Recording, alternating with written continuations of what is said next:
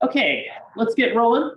Good afternoon and welcome back. This is our final class meeting of going over any new material. Friday's meeting is an attendance optional day to help you to prepare for the final exam. So we'll be getting over the new content here in just a minute. I want to remind you, I shared through Canvas yesterday that right after today's class, so from 1 to 2:50 p.m., my Column 310 class over in Badgley 146 will be having a presentation from the nonprofit Oregon Rural Action. ORA will be talking about the communication advocacy strategies that they've used to engage in the local community. So you're welcome to head over to Badgley with me right after class in order to attend this presentation. Also, I have a Zoom link that I sent through the Canvas announcement if you'd like to attend remotely. And then after today's presentation, I'll upload a recording in the event that you're not able to come, but you do want to view it. Once you've done that, I have a prompt that's available for you to complete on Canvas. And if you do that by the 14th, that responds to attending the presentation, then you'll receive 20 points or 2% on your overall grade in the course. It's not required, but it's been make or break for a lot of students who are on the verge of passing the course or on the verge of getting the grade that they want. So I definitely recommend doing that if you're interested in giving yourself that extra buffer, or just find yourself interested in the content that that ORA is sharing. So extra credit will be available for that.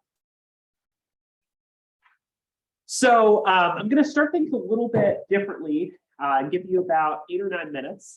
So you should have received an email last week that included information about course evaluations. So what I'm asking you to do is to take some time, if you have a device with you, to access and complete the evaluations for this course if you have not already done so. If you have, you might take this time to complete evaluations for other courses. Again, if you search through your inbox for evaluations, it should give you a link to all of that material. And then once you've done that, either completed the evaluations or don't have a device and can't do that, I'd like you to take a look at today's practice question, and then we'll talk about that together. Me standing here for like 8 or 9 minutes as you're working through the evaluation, I think is a little bit weird. So I'll step out for a little bit. I'll be back here at 12:10.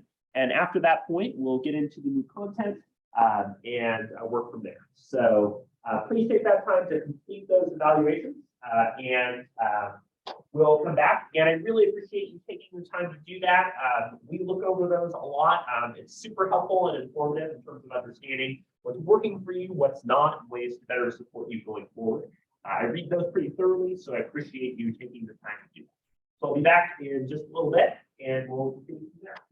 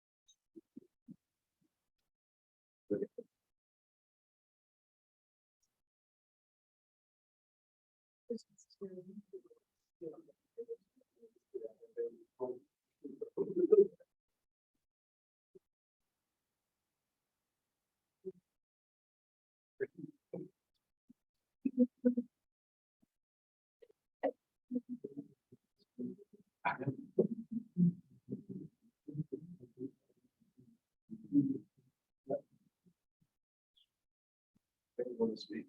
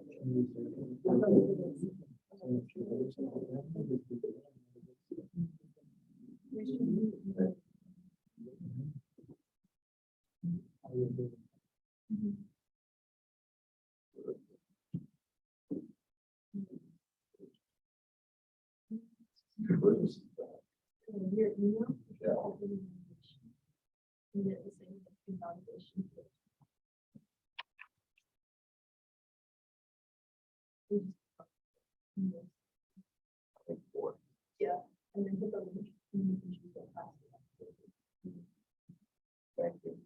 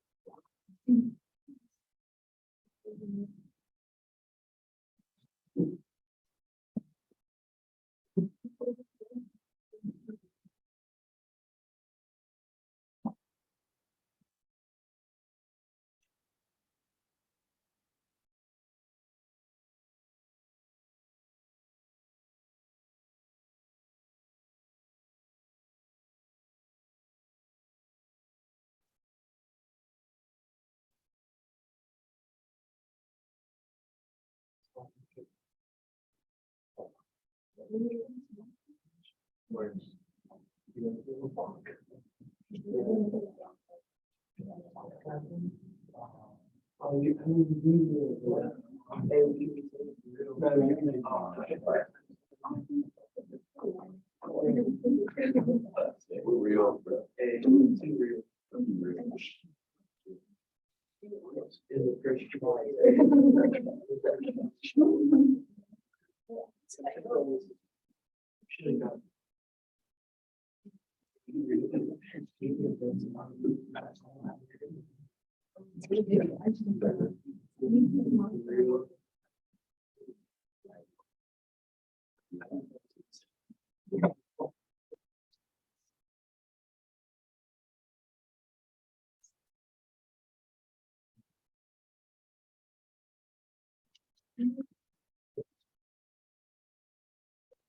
Anyone who is still working through the evaluations? Great. I really appreciate you taking the time to do that.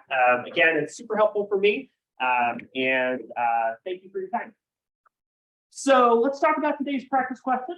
According to blank, we move from stranger to professional stages in workplace communication.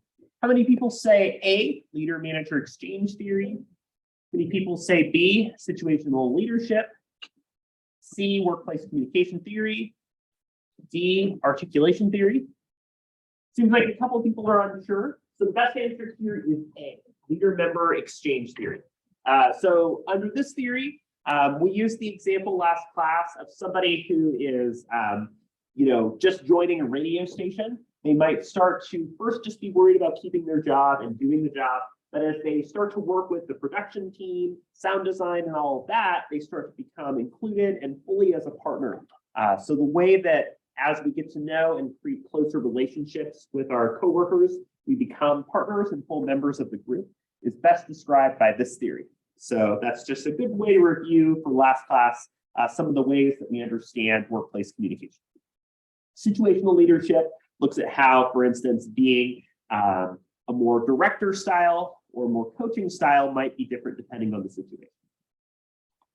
So we'll be talking about the dark side or negative interpersonal communication today. Our final class meeting is on Friday, and this is attendance optional, but is designed to review for the final exam. And then the final Canvas prompt is due by 11:59 p.m. this Sunday.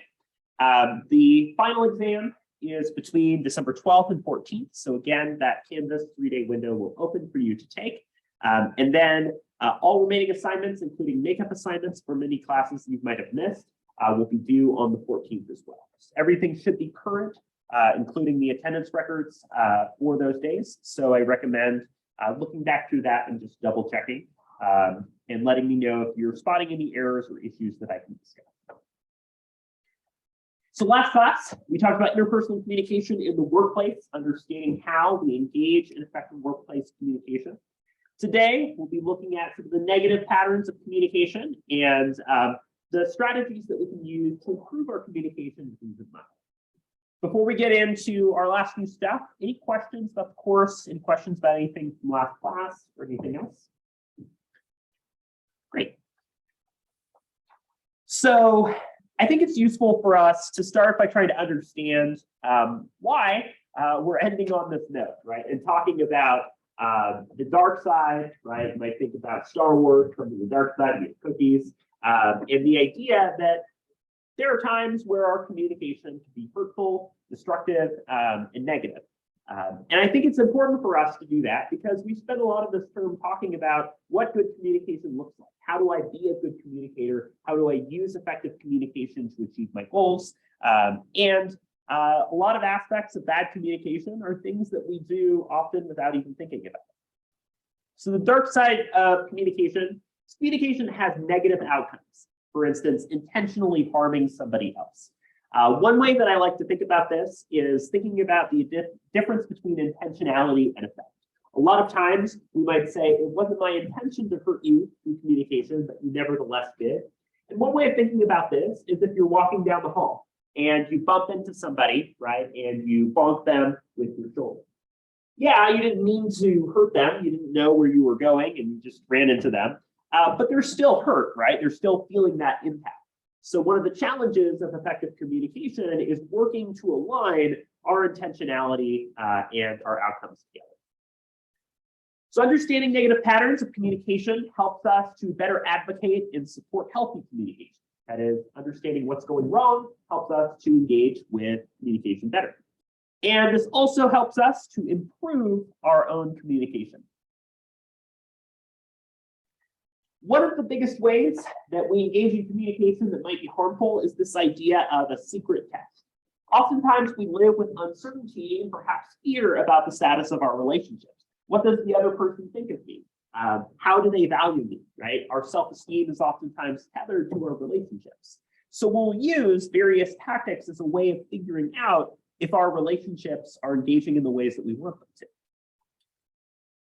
The first major way that we can do this and do this effectively is through directness. So we might be asking, so where are we, right? Or how are we doing? Are we friends or are we more than friends? Directly asking about the relationship, the status of your relationship, is generally considered the best option. It's considered a secret test because you are making a broader discovery about the relationship as a whole that you might not be disclosing or sharing. But generally, this approach is an effective way to communicate your concerns to another person. Endurance is a question of whether or not you and another person can get through something together. So a really good example here of endurance is to think about somebody saying or doing something that's hurtful, not because they want to end the relationship necessarily, but they want to see if the relationship is going to last, right? Is this person still going to be interested in me if I start dating or spending time with somebody else? Or are they going to choose to leave me if I do that? Am I so important to them that they're willing to get through this? Right? That would be a use of an endurance test. You could probably imagine this can be really harmful because we're hurting somebody else as a way of testing them, right? And determining if the relationship is worth it. Are they just going to leave me because I'm too much work and this was too much for them? Or do they love me so much that they can get through this and get to the other side? So that can be, at times, really toxic. When it comes to indirect suggestions, right, I've used the example of common practice at a lot of weddings. You might be familiar with a tradition at many weddings in which the couple throws out a bouquet of flowers, and there's a common trope that whoever picks up the bouquet might be the next person that gets married, right? And at that event, somebody might pick up the bouquet and look at a partner that they're dating and say, "Hey, look, I got the bouquet," right? Or maybe somebody starts saying, "Hey, as far as rings go, these are some of my favorite colors and designs," right? Not directly saying that they want to get married or develop their relationship in that way, but using hints and signs as a way of trying to push the relationship forward without directly saying that. There's a lot of reasons that culturally we might choose to hint or not. Maybe it's considered to be more respectful if we are less direct about some of those things. But indirect suggestions are a way of getting around what it is that we might choose to share with somebody else. Public presentations, right? So essentially, this involves using a public presentation as a way of testing the relationship and testing how somebody responds. A good example is if you use social media, for instance, tagging somebody on social media and saying that you're in a relationship with them without prior consent or consultation with that person. All of a sudden they're tagged and they can choose either to be like, "Yeah, it's great, we're together," or they can say, "What the heck are you doing? We're not supposed to go public about this yet. Why are you doing this?" Right? So a public presentation is a way that sometimes people might choose to share and figure out if the other person is comfortable with the relationship being public. Okay? Again, this happens a lot through social media.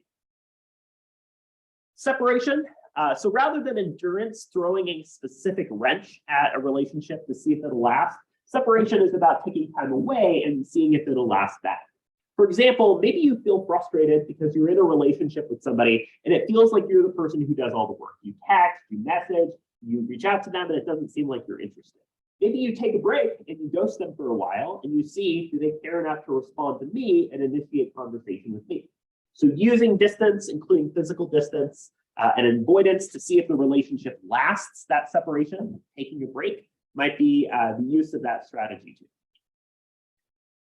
Third-party test involves having somebody on the outside who is reporting and talking about the relationship. So maybe you are getting to know and dating somebody and you ask a parent, what do you think of us? Do you like this person, right?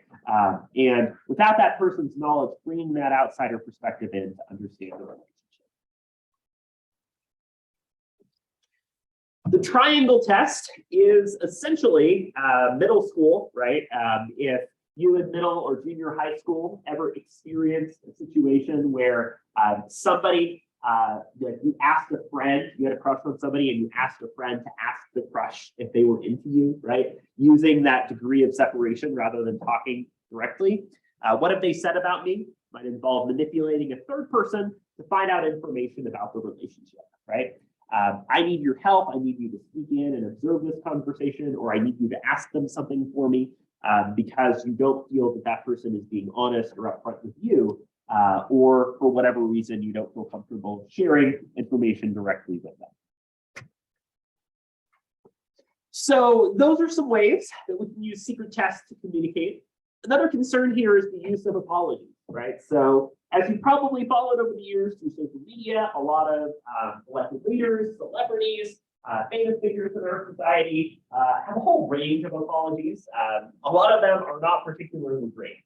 One example of a really bad apology from a few years ago was Kevin Spacey in response to sexual assault misconduct allegations, right? His apology, as part of his apology, involved him publicly disclosing coming out as gay, and a lot of people were really critical of him because he felt they felt that he was using that almost as a cover from his responsibility for his behavior, right? So we see a lot of cases of apologies done poorly at a public level, at a PR level, but also interpersonal. So an effective apology needs to include three things. First of all, taking responsibility and recognizing what it is that you're at fault for. Maybe you were working on a group project for a class and you just dropped the ball and did not do your slides or part of the project. Saying, hey, I know that I should have got this done, but I didn't complete this part of the assignment. A lot of times we have people who give empty and meaningless apologies, right? And the response might be, well, what is it that you're apologizing for? Typically, a person who is being apologized to wants to know that the apologizer is understanding what it is that they did wrong. Showing remorse and recognizing the emotional impact of what they did. I recognize that this really impacted our group performance on this project. We were really hurt because I wasn't able to get this done. And then asking for forgiveness. If we work through this together, if I email my teacher and say, hey, I dropped the ball, this was my mistake, can we work through this together? So this direct request, using that form of communication, is a way to work through that issue and really use apologies effectively. Again, the most textbook, empty, meaningless apology is to say, I'm sorry you feel that way, because it doesn't really acknowledge any responsibility yourself. You're just saying, oh, you're feeling that way? Oh well. Whereas, in a lot of situations, we might choose to just apologize in normal conversation. Sorry, but when is this assignment due, right? There's no need to apologize in that setting because there's nothing that you're doing wrong in that situation. So oftentimes apologies are used in ways that don't necessarily improve our communication and relationships. We also have hurtful messages. So we see a lot of messages that can be hurtful and damaging in our lives. You're probably familiar with these, but I do want to just provide a couple examples that can help us contextualize them a bit more. One of them is making an evaluation of somebody else. So that's making a statement that's about somebody's value or worth. Kind of interesting because many of you just did that, but hopefully in a more constructive way. So oftentimes, right, when we take human beings and we attach some type of value, like a monetary value to them, and we convey that value to them in a way that can feel icky or hurtful, that can be a big problem. Saying that you're not worth my time is making a claim that that person is just not a good person or not somebody that you care about because they're not worth it to you, right? You're making a statement about who they are as people and their well-being as humans. Accusations, assigning responsibility or blame. Sometimes people are responsible for an issue, right? But putting it on somebody else and saying, what are you talking about? I did my part of the assignment. You're the one who didn't do part of your group project. Perhaps in a way that's dishonest or not constructive, can be a really big issue, right? So putting that on somebody else, blaming somebody else, oftentimes is causing that person to respond in a defensive way, especially if the accusation is brought forward without any sort of supporting evidence or information. And internet is a prime example. Directives. So oftentimes we'll have something like a grandiose, very dramatic statement that people will give in a very heated argument, right? There's, the meme about don't talk to me or my daughter ever again, right? The use of a directive, like go away and never come back, get out of here, right? We provide an order or command to somebody else that's intended to hurt them. Oh, and by the way, you're uninvited to my birthday party. So using language that's meant to exclude or hurt somebody else to show your frustration with them is also common. Sometimes we drop information, right, or spill the tea in a way that's intended to hurt other people, particularly by not providing information that's designed to clarify, but information that's designed to destroy or disrupt our relationships. Perhaps there's something you should know about Rudy. They're not who they say they are, right? And somebody is providing that information not to help the person, but to manipulate or harm the relationships that they have. Sometimes we have what are called parting shots or statements of desire that people express kind of at the end that's meant to kind of like drop some knowledge that's intended to be hurtful to other people. I actually wanted to be with Joan all along, right? Or maybe there's a difficult breakup and you say, I never liked your music anyway. And they you have a collection of records that they throw on the floor, right? So it's generally people sharing something that they might not have been honest about or true feeling about an issue in a way that's meant to be hurtful. An advising statement, right? So Merriam-Webster made gaslighting the 2022 word of the year. No, they didn't. So gaslighting gets used a lot as a term to describe experiences that might be manipulative or hurtful. I think it's one of those words that gets used so much that it's losing a lot of its meaning in a lot of contexts. But as we understand it in a dictionary way, it's talking about language or strategies that we use to manipulate somebody's senses or perception of reality to get them to doubt reality, right? Oh, you're just hearing things after somebody made a noise. It gets them to doubt their senses. In a similar way, that kind of connects to the use of an advising statement. Oh, you shouldn't be an astronaut, or I don't really think you can graduate, or there's no way you can do this, right? Where people provide guidance, oftentimes in a way that's meant to be negative or controlling of other people. In fact, a lot of people who have dealt with those types of statements and achieved success might say something like, look, people told me that I couldn't graduate, and I did, right? A shout out to the haters as a way of correcting or responding to an advising statement. Sometimes we ask questions in a way that's intended to be hurtful, right? Saying, oh, why haven't you been promoted yet? Not meant to support that person in their goals, but to kind of demean and recognize that by comparison, they're not achieving things that they need, right? Like, oh, well, how much do you get paid, right? That would be an example of using questions in a way that's intended to probe or hurt somebody or make somebody feel confused. Threats. So threats are pretty straightforward, right? Do this or don't do this, or you'll achieve some type of harm, right? Move it or lose it. Something like a death threat, right? Or the use of blackmail and other forms of manipulation, of course, are really common. We see this a lot happening online, including the use of cyberbullying. So this can be a really big issue too. So we've had a lot of discourse online over the years about the use of jokes and the use of humor and what we would consider to be appropriate humor, right? And I think one way of understanding this issue a little bit more is to think about a population who's impacted by humor, right? Are they in on the joke? Do they think it's funny too? Or is the joke that we're demeaning or hurting the population? So I think that sometimes we might joke and laugh and use humor in a way that is intended to provide levity to the situation, but joking in a way that's designed to demean or hurt other people would fit under that type of language.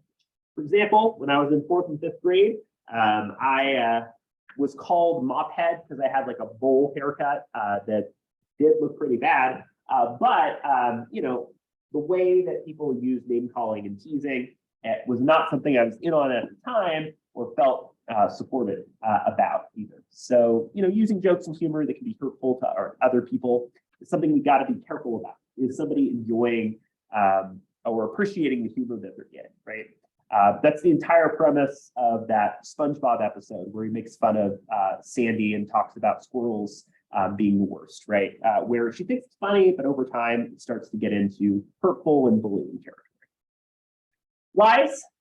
So sometimes we use lies and deception to hurt the relationship. There are some times where white lies, saying, oh, wow, you know, your food was so interesting, right?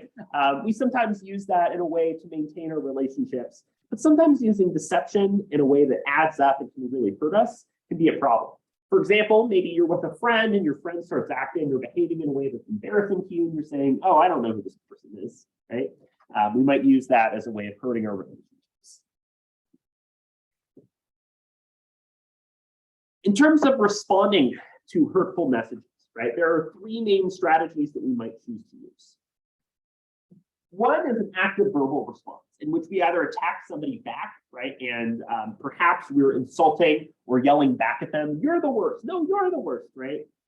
Responding with a countercharge. We might defend ourselves and say, no, I think that I can graduate. I disagree with you. Or we might ask for an explanation. You told me that you didn't think I could graduate. Why is that? And oftentimes we try to probe that information and put somebody else on the spot. An acquiescent response is essentially giving in to what that other person says. For example, we might apologize or concede and say, you're right, I can't graduate no matter what I do. You know, everything I touch dies. That would be responding in that way where you agree, which again speaks to the power of hurtful messages to impact our self-esteem. And then an invulnerable response, you probably heard, you know, this rhyme in school, I'm rubber, you're glue, bounces off me, sticks to you, right? Showing that the language and things you say that are hurtful do not impact the other person. Laughing at it or saying, oh, well, I don't really care that that's how you feel, right? We might use that type of language to show that we're not impacted by the way that other people communicate, even if we might be to some extent, right? It's about our reputation and how we convey that to other people. So we also have this idea of relational aggression, right? How we use either confrontation, things such as name calling, teasing, or ridiculing other people to directly hurt our relationships. Or sometimes we use non-confrontation, spreading rumors, using gossip, and manipulating social relationships, right? So rather than perhaps bullying somebody because we find out, you know, that they transferred from a very different community, we might spread rumors about who that person is that they don't find directly, that hurts their relationships, right? So we use relational aggression and behavior that might hurt how people feel accepted and included. If you have seen the classic 2000s film Mean Girls, right, you're seeing a perfect example of some of this behavior at play, right? The premise of the film being a portrayal of the high school experience of the Plastics, a group of a clique, right, that involves a lot of hurtful, manipulative behavior. We see particularly in teenage years that gossip and spreading false information is especially common in 11 to 13-year-olds, you know, particularly around that middle school age.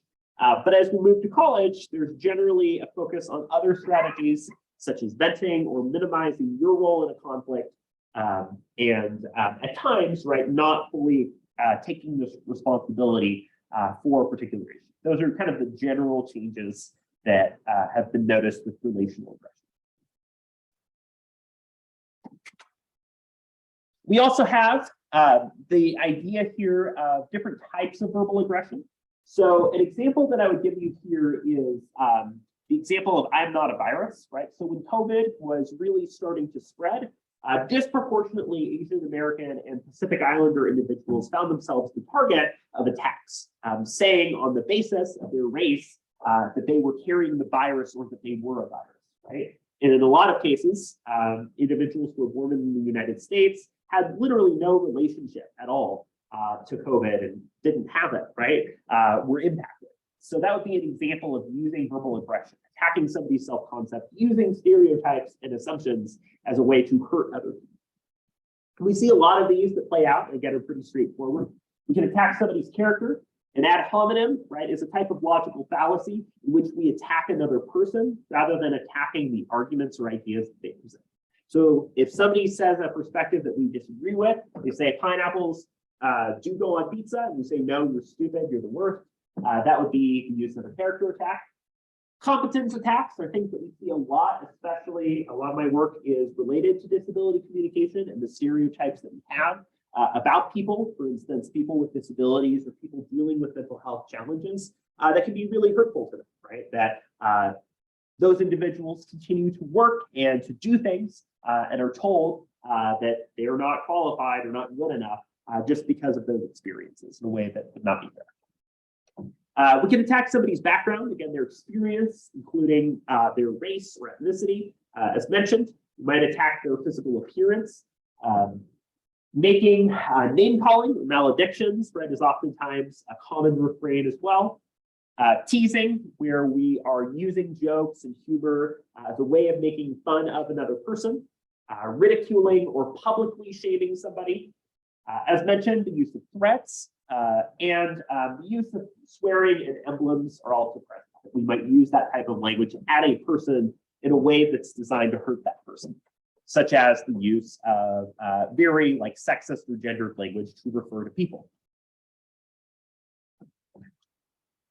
So we've seen a lot of discussion over the years about bullying, the importance of bullying, ways of dealing with bullying. We know that bullying has a significant impact on mental health and well-being. We know that bullying significantly contributes to mental distress, to self-harm, to suicide, particularly among children and teens, right? This can be physical. It can be the use of verbal bullying and language, and it can be through manipulating or hurting our social relationships too. But the two key factors that make bullying unique, first of all, involve somebody who has some level of power or leverage over other people. Somebody who maybe has more physical power. We see the trope a lot, in media of the big kid at school who grabs somebody's shirt, right, and puts them up against the locker to demand their lunch money. Or we think about somebody like an abusive boss. That would be an example here of bullying as well. And it's recurring, right? It happens multiple times. Somebody is targeted and consistently the subject of that bullying. In particular, though, bullying has gained a lot of attention for how it's happening online, right? The jury is still out on the overall impacts of cyberbullying being better, being more significant or worse than face-to-face bullying. But we do know that cyberbullying, especially in the last few years, has become a major, major issue. People flaming or doxing or hurting other people through communication online can be a really big problem. And while there's some advantages, right, such as the ability to block somebody who might be hurting you or sending bad messages, we also know that the ease with which we can communicate online, the frequency that we can use online communication outside of how we would normally talk to somebody, and the circulation, of social media messages, of perhaps teasing somebody, recording it as a video, and making that video go viral, are examples of how cyberbullying can really persist in this online capacity. We talked about some of the negative patterns of communication in the workplace, but bullying happens in these contexts too. It is exacerbated by the direct power somebody like a boss, supervisor, or superior might have. Like isolating or excluding somebody that they don't like, keeping them away from the group, giving them a cubicle far away from other people, using threats, including threatening their job and saying, if you don't support me in doing this, then, kiss your job goodbye.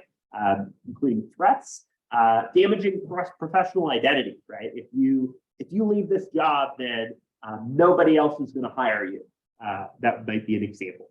And again, limiting career opportunities, obstructing somebody's work or work-life balance. There's a lot of kind of viral messages and posts about horrible bosses who are trying to get people to work on weekends or unpaid vacation time as examples of this type of bullying. And denying due process. If you come forward about this, I'm going to retaliate, which in most contexts is illegal. When it comes to addressing some of the aggression and experiences that we might have through negative or hurtful communication, there are a few different approaches that we can do, right? To be assertive means that we openly communicate and we also consider the needs of other people, right? To assert is to say your concerns or issues, but to do so in a way that's intended to be welcome. This name that you call me, I really don't appreciate it. It was kind of funny, but it's not funny anymore, and I really appreciate it if you stop. You're sharing your problem, but you're also doing so in an open way. Being aggressive does not necessarily value somebody else, but it is communicating, right? It's retaliating and saying, no, you're the worst, right? It's perhaps contributing to the problems that somebody experiences, but is doing so without really caring about their well-being. Passive aggression doesn't really consider other people, but is also not being open, right? It might be muttering under your breath or making a comment like, oh, I haven't heard that name before. That doesn't really intend to deal with the issue. And then passive cares about the other person, but doesn't really communicate. So it could be, yeah, or just something that involves taking in the hurtful information that somebody else is sharing. So I have a few different options of ways that we respond to this type of behavior. We also have to consider the role of deception, right? Sometimes people are intentionally misleading. Sometimes they just lie and share the wrong information, right? What are you talking about? I'm not in a relationship. They take off their ring. Concealing or hiding important details, right, would involve choosing not to share important information that they think just doesn't come up. But they know that would be a good idea to share. Maybe you didn't get a great grade and you talk to your family regularly about your grades, but you choose not to share. Equivocation is something that is not intentionally a lie. It technically is true, right? But you're using clever language and speak to make it not actually be a lie while still being misleading. A classic example of this was Bill Clinton, right? And Bill Clinton was, his phrasing and framing was very deliberate in terms of defining what his relationship and behavior was to try to equivocate and get out of admitting to having cheated. If we think back to face negotiation theory, there's a lot of different reasons that we might choose to lie and be dishonest. A lot of them involve maintaining our relationships and our face or reputation. Perhaps we're in a culture where there's a high degree of nonverbal communication and norms that lead us to not communicate directly about certain issues. Sometimes we do it to continue and stack lies off of itself. Again, if you've seen shows like You that get into a lot of this, like stacking lies and misinformation over time, that plays out. And also to manage our attention. Maybe we choose not to disclose and share information in order to maintain our privacy versus our interdependence.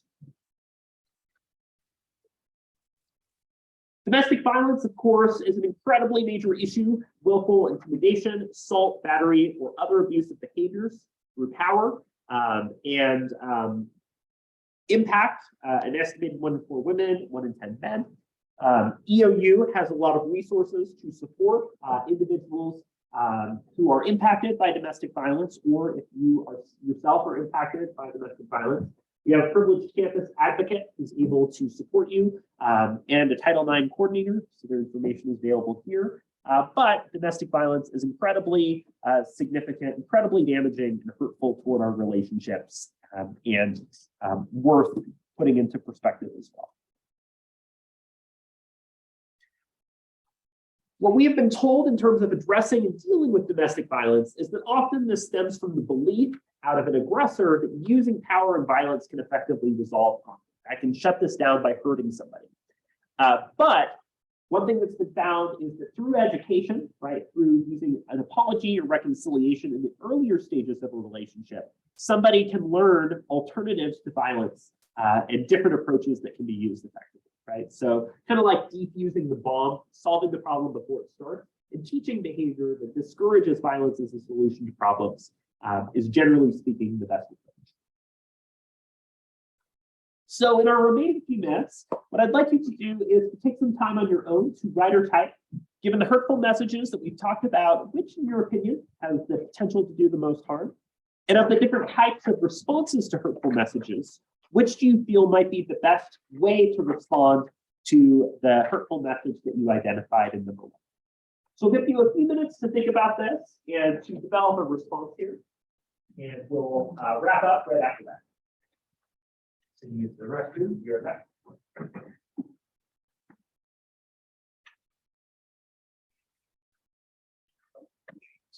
Yeah. I just like, no, I'm just gonna go back at it. I can't keep. The pace is like a sprint for a mile.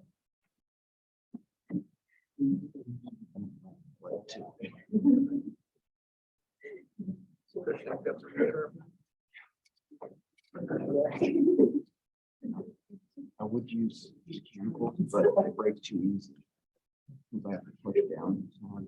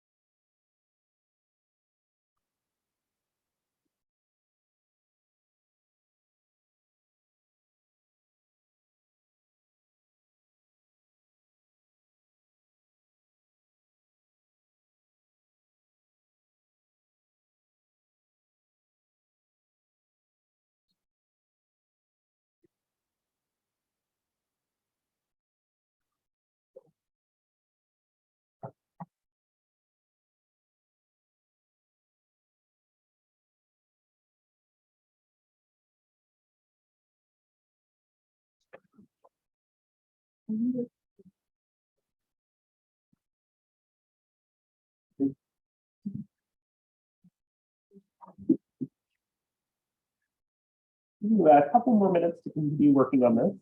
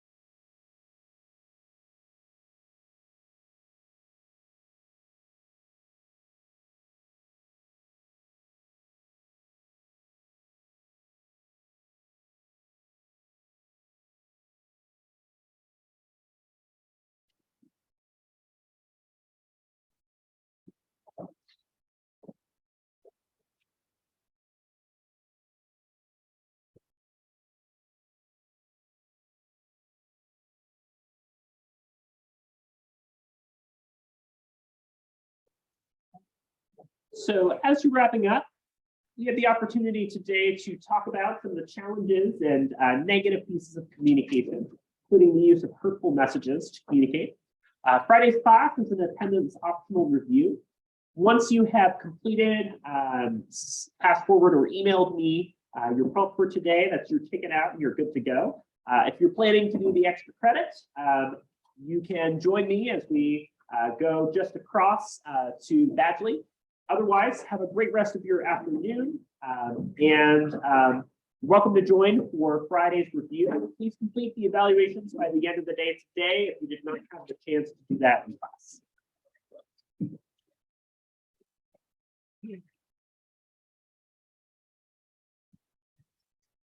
Thanks.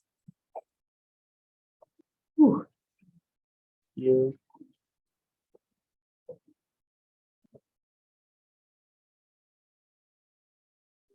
Thanks.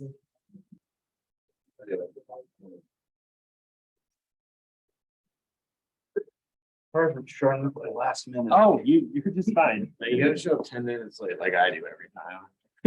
Not every time. Eating lunch, got into a good conversation with some of the other guys and just like, Yeah. no, I thought I had 10 minutes, not 5.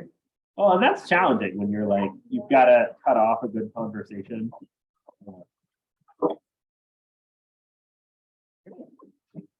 You need to put a clock in a nice big clock. All, Yeah. or more specifically, an Thank you. actual one. Yeah.